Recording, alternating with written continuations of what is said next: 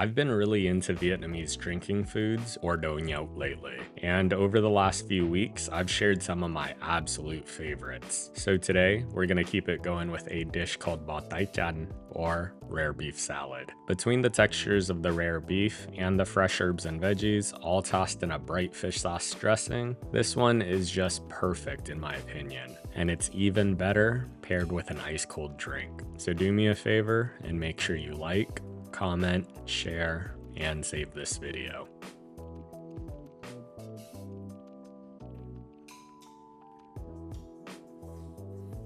Alright y'all, remember to wash your hands.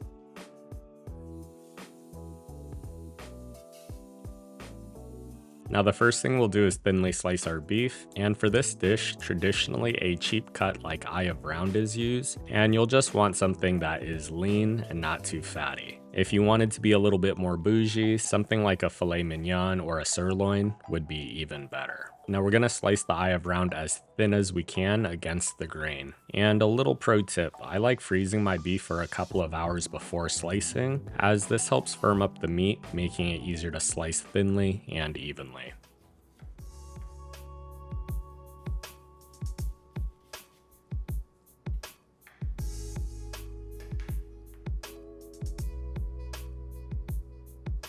Now once we have all the beef cut up, this next part is optional, but you'll find that a lot of folks like blanching their beef to remove some of the bacteria. So to a small pot on medium-high heat, I'm gonna pour in 12 ounces of pineapple juice. We're gonna bring that up to a gentle boil, and then we'll give the beef a quick dip in the hot juice. We're blanching the beef for 5 to 10 seconds and then removing it.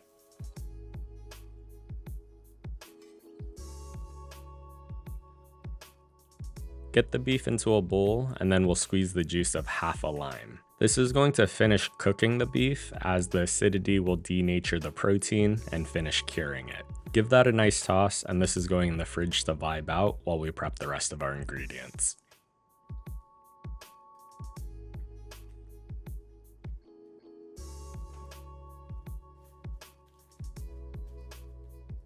Now one of my favorite things about this dish is all the fresh vegetables and the contrast of textures. So first we'll start with a white onion, and we'll cut that into thin strips along the grain. With onions that are served raw, this is my preferred way to cut them, as it keeps more of its cell walls intact, making its raw bite a little less pungent.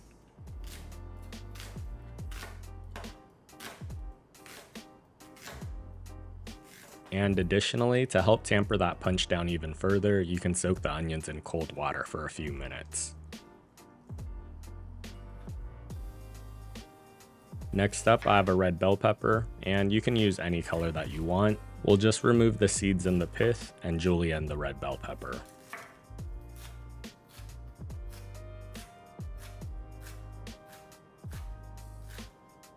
Then I have a jalapeno, and we'll just thinly slice that on a very slight bias into coins.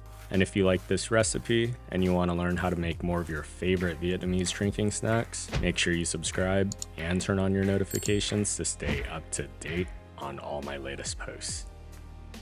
Now moving on, this dish has a ton of herbs, and one of my favorites is sawtooth culantro, or ngò gai, which is kind of like cilantro, but has a bolder, more peppery and earthy flavor. And for this, we'll just give that a rough chop.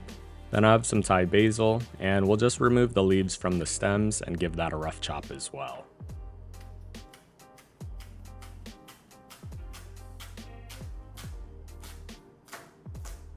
And finally, I have some green onions and cilantro, and we'll just chop that up finely. Now the last thing we have to do is quickly make the sauce to bring it all together. So to a small bowl, we're gonna combine equal parts sugar with my deer mumfish sauce and water.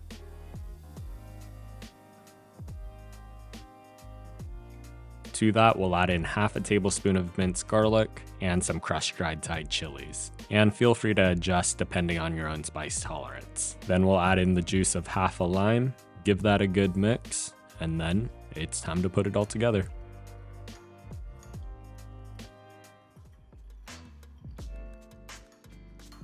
Now to a big mixing bowl, we'll add in our julienne red bell peppers, along with our thinly sliced white onions. Add in the cured beef, and then we'll top that with our jalapenos, the Vietnamese coriander, Thai basil, and our green onions and cilantro.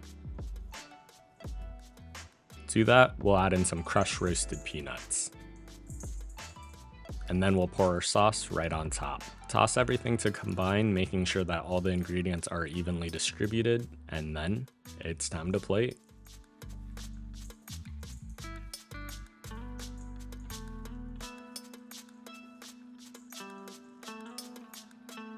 Now we're serving this up really simply today, and we'll just get everything onto our plate. And then we'll garnish with our fried shallots. And then we'll garnish with our fried shallots. Eat this on its own or with shrimp chips or rice crackers. And just like that, you've made an incredible Bò Tái Chanh at home. As always, the recipe and measurements are on my blog at feedthepudge.com. And if you've made it this far, I just want to take a second to say thank you. Thank you for watching the video all the way through, and thank you for all the love and support you've shown me over the last 2 years. Creating content full-time has been a blessing, and reading every kind comment and seeing all of my recipes that you've recreated at your own home has been nothing short of incredible. Thank you for giving me the space to continue to do what I love.